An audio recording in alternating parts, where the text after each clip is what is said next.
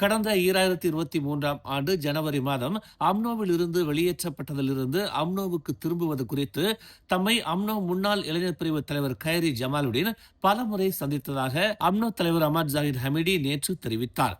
வெளியேற்றப்பட்ட அல்லது இடைநீக்கம் செய்யப்பட்ட முன்னாள் உறுப்பினர்கள் மீண்டும் கட்சியில் சேர்வதற்கான ரூமா பங்சா முயற்சிக்கு அம்னோ மிகவும் ஊக்கமளிக்கும் பதிலை பெற்றுள்ளதாக அவர் கூறினார்.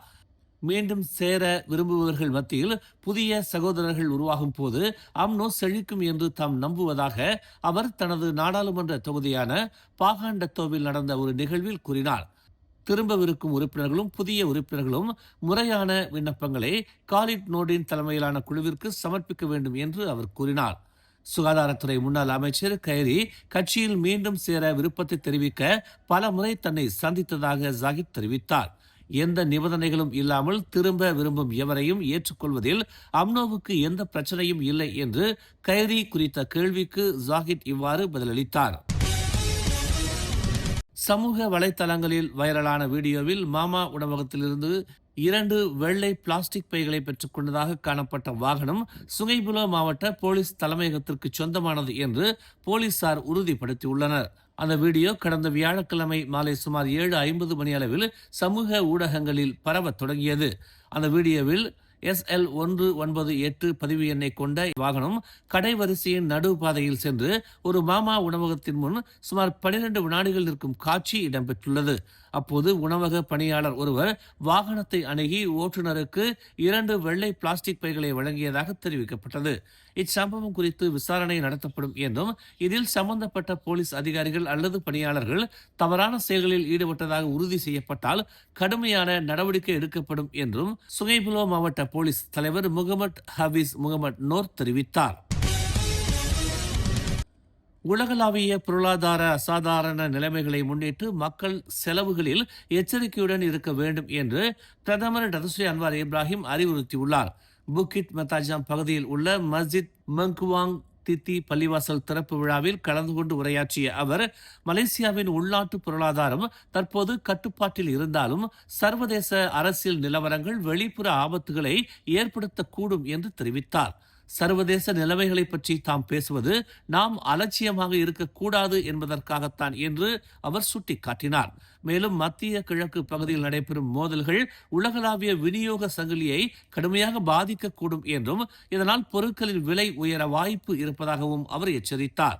ஸ்ட்ரெய்ட் ஆஃப் ஹார்முஸ் வழியாக செல்லும் பெரிய கப்பல்களுக்கு விதிக்கப்பட்ட கட்டுப்பாடுகள் காரணமாக 200க்கும் மேற்பட்ட எண்ணெய் கப்பல்கள் பாதிக்கப்பட்டுள்ளன. இதனால் கப்பல் போக்குவரத்து செலவுகள் அதிகரித்துள்ளதாக அவர் தெரிவித்தார். இந்த அதிகரிப்பு உணவு மற்றும் உரம் போன்ற அத்தியாவசிய பொருட்களின் விலைகளிலும் தாக்கத்தை ஏற்படுத்தி உள்ளதாகவும் அவர் கூறினார். மேலும் உக்ரைன், ரஷ்யா மற்றும் ஐரோப்பிய நாடுகளில் இருந்து இறக்குமதி செய்யப்படும் உணவு மற்றும் உரங்களின் விலைகளும் உயர்ந்துள்ளதாக அவர் குறிப்பிட்டார். இந்த நிலைமையை சமாளித்து உள்நாட்டு சந்தையில் அதன் தாக்கத்தை குறைக்க அரசு முயற்சிகளை மேற்கொண்டு வருவதாகவும் பிரதமர் தெரிவித்தார்.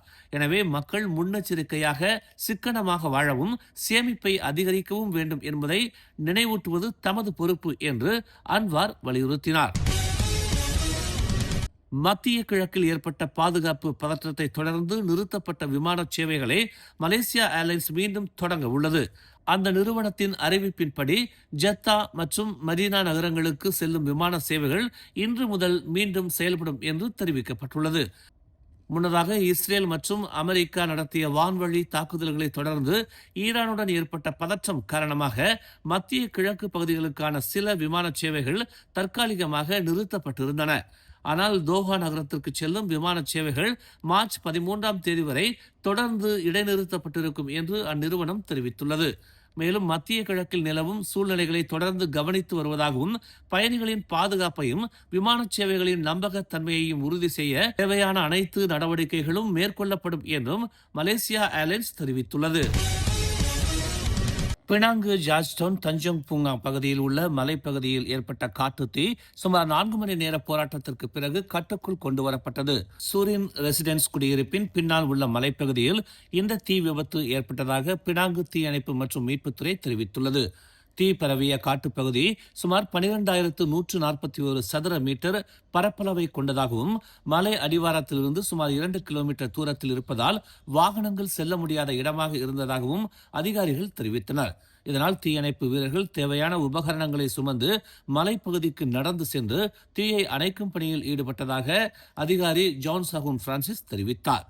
தீ பரவாமல் தடுக்க ஃபயர் பீட்டர் முறை பயன்படுத்தப்பட்டதுடன் தீ பரவலை தடுக்கும் ஃபயர் பிரேக் பாதையும் உருவாக்கப்பட்டது. அவசர அழைப்பு கிடைத்ததில் இருந்து சுமார் 4 மணி நேரம் கழித்து மாலை 7 மணி அளவில் தீ கட்டுக்குள் கொண்டு வரப்பட்டதாக தெரிவிக்கப்பட்டது. எனினும் தீ முழுமையாக அணைக்கப்படுவதற்காக தீயணைப்பு வீரர்கள் இரவு முழுதும் பணியில் ஈடுபட்டனர். இச்சம்பவத்தில் யாருக்கும் காயம் அல்லது உயிரிழப்பு ஏற்படவில்லை என்று அதிகாரிகள் தெரிவித்தனர். கோத்தபாரு சுல்தான் இஸ்மாயில் பெட்ரா மருத்துவமனையின் விடுதியில் 29 வயது பெண் பயிற்சி மருத்துவர் ஒருவர் இறந்த நிலையில் கண்டெடுக்கப்பட்டார். நேற்று முன்தினம் காலை 9:55 மணியளவில் இந்த மரணம் குறித்து தகவல் கிடைத்ததை தொடர்ந்து போலீசார் சம்பவ இடத்திற்கு சென்று விசாரணையை தொடங்கியதாக கொலக்கராய் மாவட்ட போலீஸ் தலைவர் மஸ்லான் மமாட் தெரிவித்தார். விசாரணையில் அந்த பெண் மருத்துவர் விடுதியின் குளியல் அறையில் உயிரிழந்த நிலையில் இருந்தது கண்டறியப்பட்டது. சம்பவ இடத்தில் மேற்கொண்ட ஆரம்ப கட்ட விசாரணையில் குற்றச்செயல் தொடர்பான எந்த ஆதாரமும் இல்லை என்று போலீசார் தெரிவித்தனர்.